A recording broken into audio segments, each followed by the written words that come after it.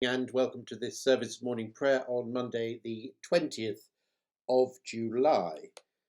I've been away in North Yorkshire for a couple of days and I hope with some of the liftings of restrictions, those of you who are not having to shield have perhaps had time to visit or have visits from your own family and friends after this long time of isolation. This morning we will be using our ministry area morning prayer for Trinity leaflets, and the readings will be Psalm 126, 1 Samuel chapter 5 and Luke 20:41 to 21:4. In the name of the Father, and of the Son, and of the Holy Spirit. Amen. Holy, holy, holy, Lord God Almighty, living and reigning in the unity of perfect love, draw us so to know you, to love you and follow you, that in you we may find the fullness of life which knows no beginning nor end. In Father, Son, and Holy Spirit. Blessed be God forever. And so we turn to our readings for today. Starting with Psalm 126.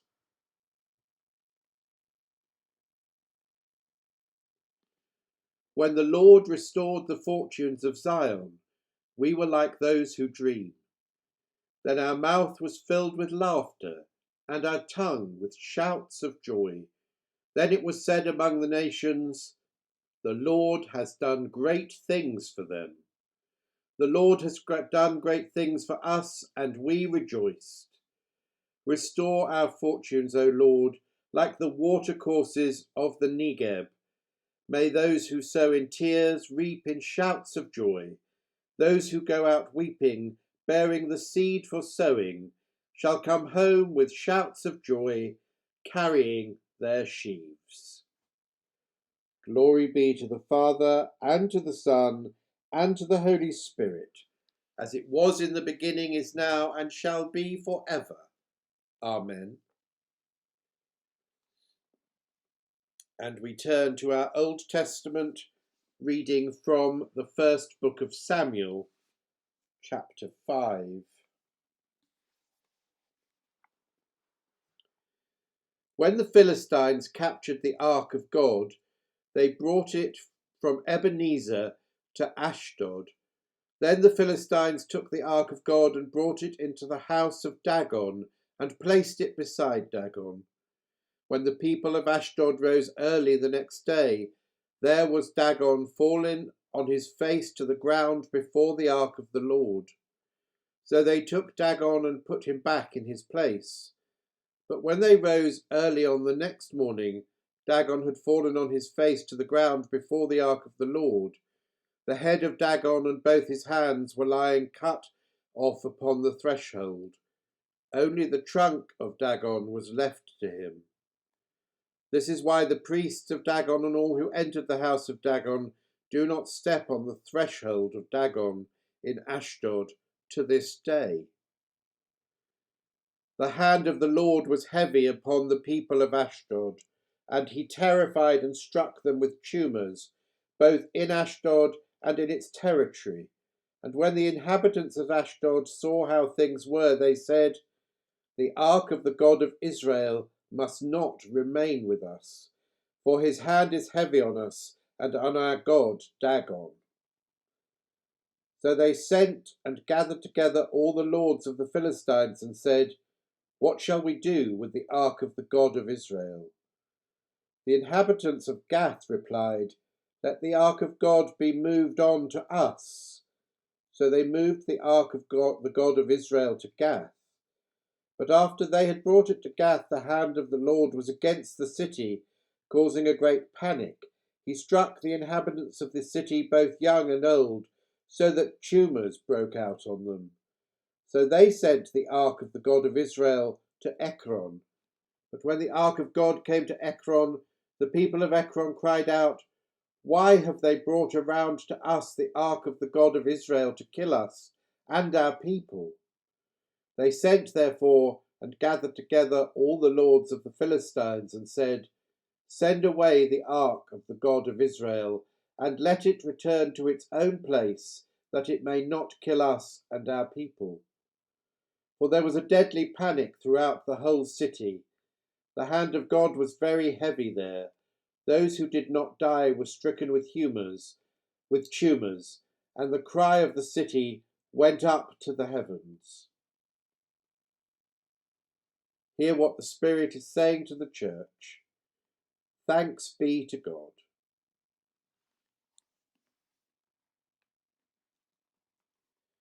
And our reading today from the Gospel according to St. Luke starts at chapter 20, verse 41.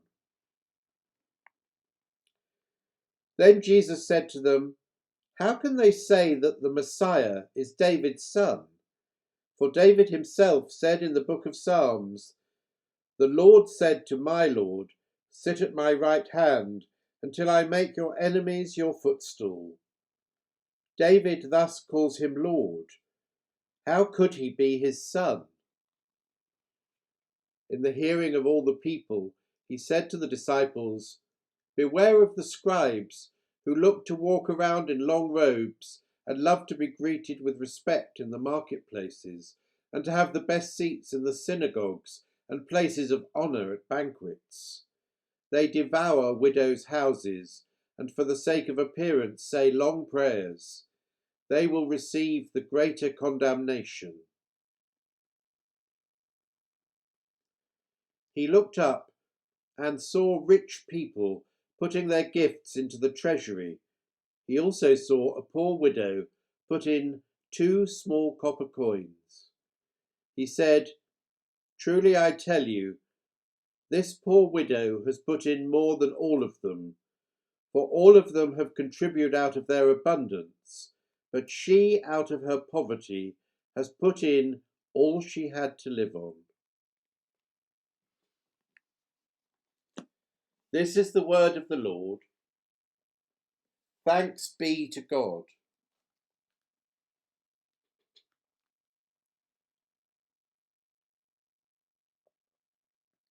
And so, in today's reading from Luke, we have 3 pieces of teaching, one after the other. Firstly, Jesus is dealing with the question of who the Messiah is. He is attempting to turn the question on those who continually question him about where his authority comes from.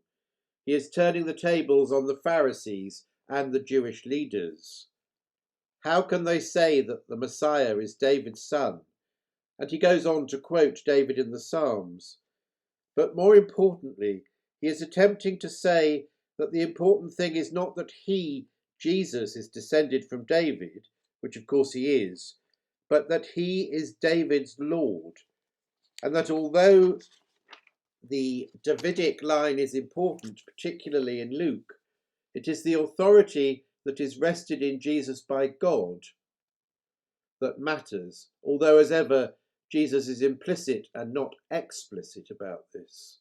We, and the audience at the time, are left to ponder what he has said, and the more explicit answers come later in Luke chapter 22 and in Acts chapter 2. Jesus then goes on to denounce the scribes, the teachers of the law, for their hypocrisy and false status.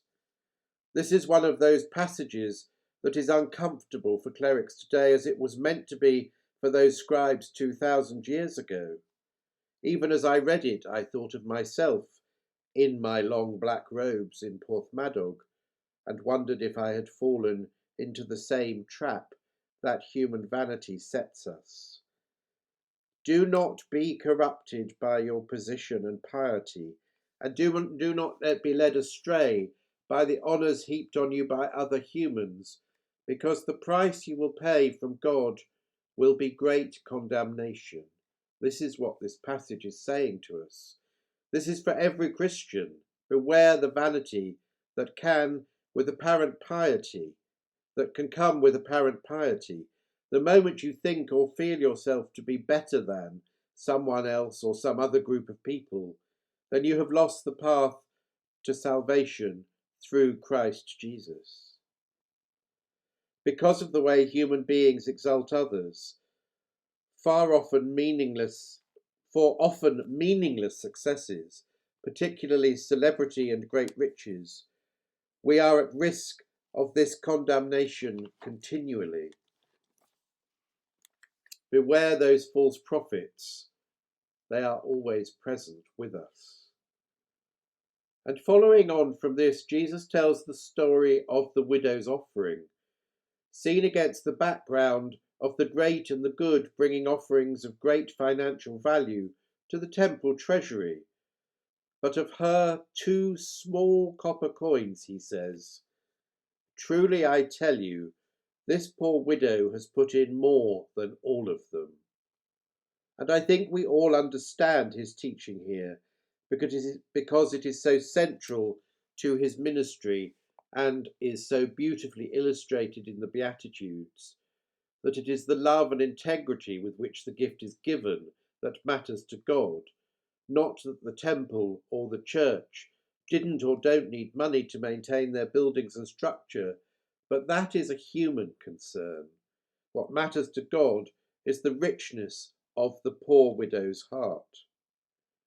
I think we all know this as we decide each week or month how much we can give to maintain our public prayer life in the tradition that we have grown up in, and that financial consideration is not about or related to our faithfulness or trust in God's love. Amen.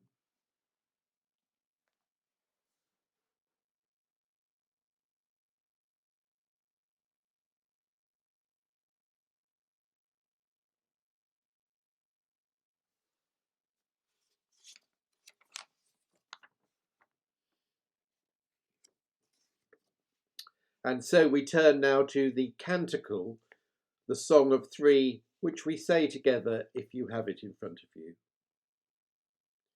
Bless the Lord, the God of our forebears. Sing his praise and exalt him for ever. Bless his holy and glorious name. Sing his praise and exalt him for ever. Bless him in his holy and glorious temple. Sing his praise and exalt him for ever. Bless him who beholds the depths. Sing his praise and exalt him for ever. Bless him who sits between the cherubim. Sing his praise and exalt him for ever. Bless him on the throne of his kingdom. Sing his praise and exalt him for ever. Bless him in the heights of heaven. Sing his praise and exalt him for ever. Bless the Father, Son, and Holy Spirit. Sing his praise and exalt him for ever. And so we turn to our time of prayer. And the response this morning is, we pray to you, O Lord. We pray to you, O Lord, that this day may be holy, good, and joyful. We pray to you, O Lord, that we may offer to you our worship and our work.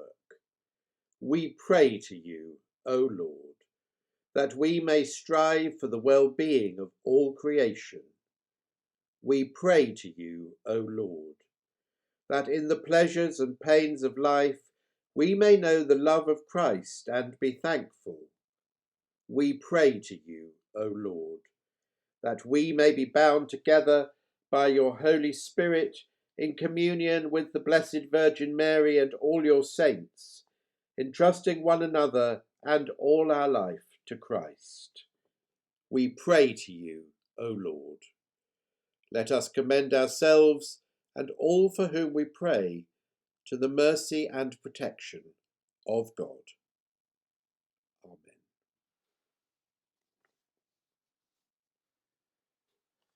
And so we turn to the collect for today.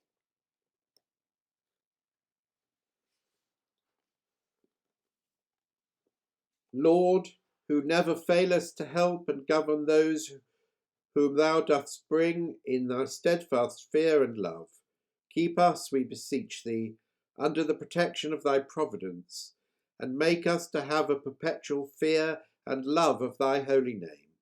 Through Jesus Christ our Lord. Amen. And so we draw together those prayers and the prayers of our hearts.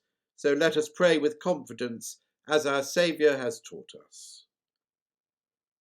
Our Father, who art in heaven, hallowed be thy name. Thy kingdom come, thy will be done on earth as it is in heaven. Give us this day our daily bread, and forgive us our trespasses, as we forgive those who trespass against us. And lead us not into temptation, but deliver us from evil. For thine is the kingdom, the power, and the glory, for ever and ever. Amen. And so we turn back to our prayer sheets for the conclusion. May God the Father, who first loved us and made us accepted in the Beloved, fill us with his love. Amen. May God the Son, who loved us and washed us from our sins in his own blood, give us his peace. Amen.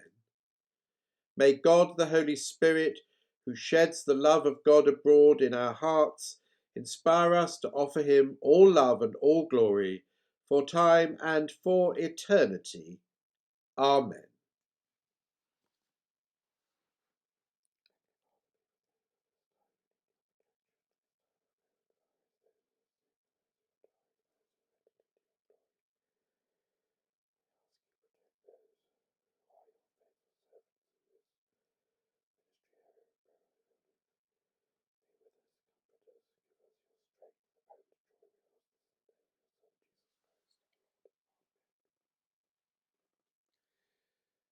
And the grace of our Lord Jesus Christ, and the love of God, and the fellowship of the Holy Spirit be with us all evermore. Amen. Let us go in peace to love and serve the Lord, in the name of Christ. Amen.